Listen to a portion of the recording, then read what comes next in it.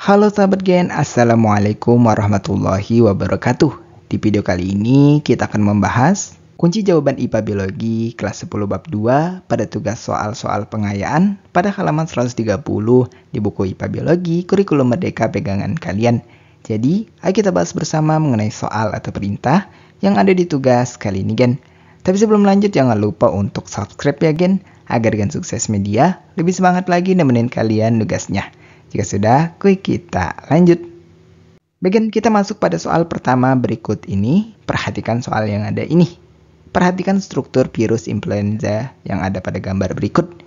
Virus influenza A tergolong virus RNA beruntai tunggal. Beberapa subtipe diberi label H dan N. Ada 18 antigen H yang diketahui berbeda dan 11 antigen N yang juga diketahui berbeda.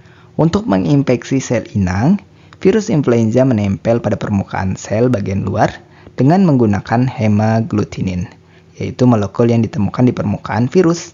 Dan neuraminidase adalah enzim yang ditemukan pada permukaan virus influenza yang memungkinkan virus dilepaskan dari sel inang. Berdasarkan penjelasan tersebut, letak neuraminidase dan hemaglutin secara berurutan ditunjukkan oleh nomor titik-titik. Bagian berdasarkan penjelasan yang ada pada soal, hemaglutinin dengan label H adalah molekul pada permukaan virus untuk menempel pada sel inang. Sedangkan neuraminidase dengan label N adalah enzim pada permukaan virus yang membantu pelepasan virus dari sel inang. Nah, pada gambar, hemaglutinin ini dikaitkan dengan nomor 4 dan neuraminidase dikaitkan dengan nomor 5. Maka opsi yang benar adalah E dengan secara berurutan adalah 4 dan 5. Masuk ke soal 2 berikut ini Gen. Pada sel normal, regulasi pertumbuhan dan proses diferensiasi dikendalikan oleh C onkogen. Jika onkogen bermutasi, kanker dapat terjadi. Beberapa virus telah terbukti membawa V onkogen hasil mutasi dan C onkogen. Jika virus tersebut menginfeksi sel, kemudian mengintegrasikan dirinya ke dalam genom sel, V onkogen dapat menyebabkan transformasi sehingga menyebabkan kanker. Jenis virus seperti ini memiliki siklus hidup titik-titik. Bagian jawabannya ada pada opsi B, yang mana merupakan siklus lisogenik yang terjadi ketika virus mengintegrasikan materi genetiknya ke dalam DNA inang tanpa langsung menghancurkan sel inang. Materi genetik ini dapat menyebabkan perubahan seperti kanker jika terdapat V onkogen yang aktif. Kita lanjut ke soal ketiga berikut Gen. Perhatikan gambar padi yang mengidap kelainan akibat virus berikut. Penyakit tersebut diakibatkan oleh titik-titik. Bagian jawaban yang tepat adalah tungro virus. Yang mana penyakit tungro pada padi disebabkan oleh Reis tungro bacilliform virus dan Reis tungro spherical virus yang secara umum disebabkan oleh tungro virus. Penyakit ini ditandai dengan daun padi menguning, pertumbuhan tanaman terhambat, dan hasil panen berkurang drastis. Virus ini ditularkan oleh lereng hijau. Kita lanjut untuk soal nomor 4. Vaksin dapat merangsang respon imunitas, tetapi tidak menyebabkan penyakit. Pernyataan berikut yang tidak termasuk dalam teknik pengembangan vaksin adalah penggunaan titik-titik. Bagian jawabannya ada pada opsi B, yang mana enzim transkriptase balik biasanya digunakan oleh retrovirus, tetapi tidak relevan dalam pengembangan vaksin. Teknik yang umum digunakan dalam pengembangan vaksin melibatkan asam nukleat, virus yang dilemahkan, virus yang dimatikan, atau bagian tertentu dari virus untuk merangsang respon imun.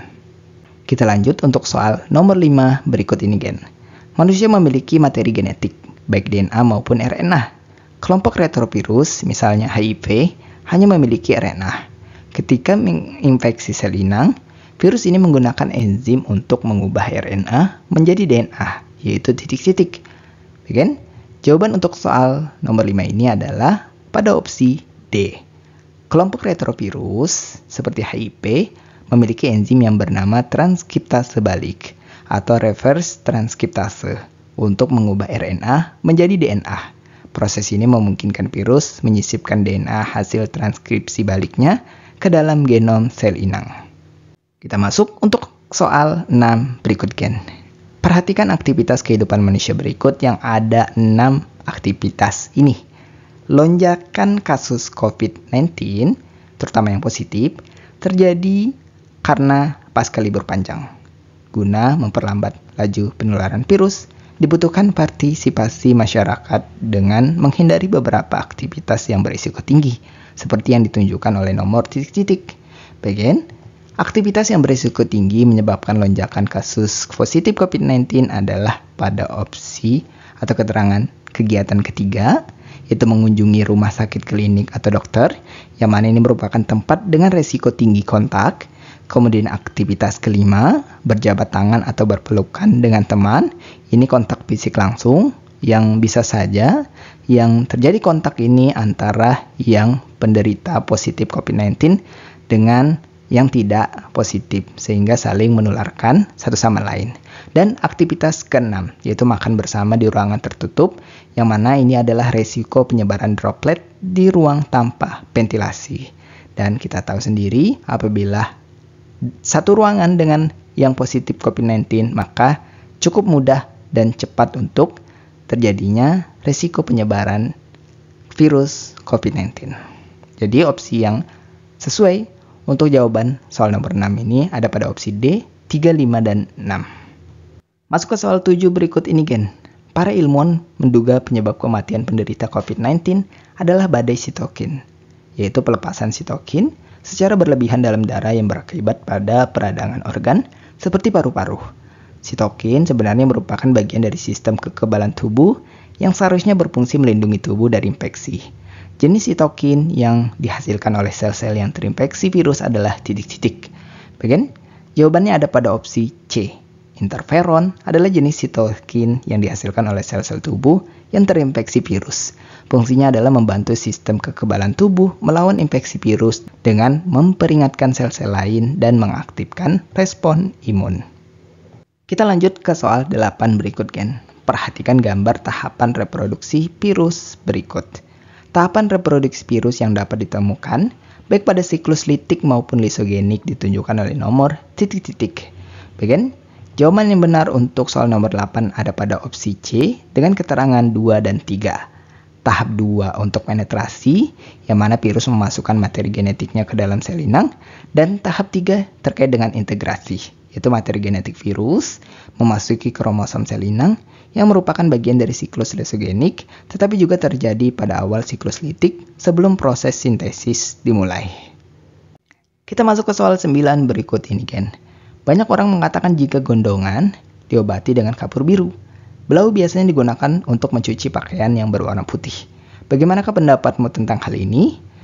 Jawaban untuk soal nomor 9 ini ada pada opsi C. Gondongan disebabkan oleh infeksi paramyxovirus yang tidak bisa disembuhkan dengan kapur biru atau blau. Penggunaan kapur biru sebagai pengobatan hanyalah mitos yang berkembang dalam masyarakat tanpa dasar ilmiah. Sebagai tindakan pencegahan, penderita gondongan memang sebaiknya istirahat di rumah agar tidak menularkan virus kepada orang lain. Dan kita masuk pada soal ke-10 berikut, Gen, sebagai soal terakhir kita di sesi tugas kali ini.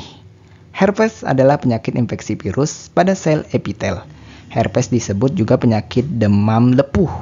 Jika ada anggota keluarga yang menderita herpes kulit, tindakan yang benar adalah titik-titik. Bagian jawabannya ada pada opsi B dengan penjelasan singkat sebagai berikut.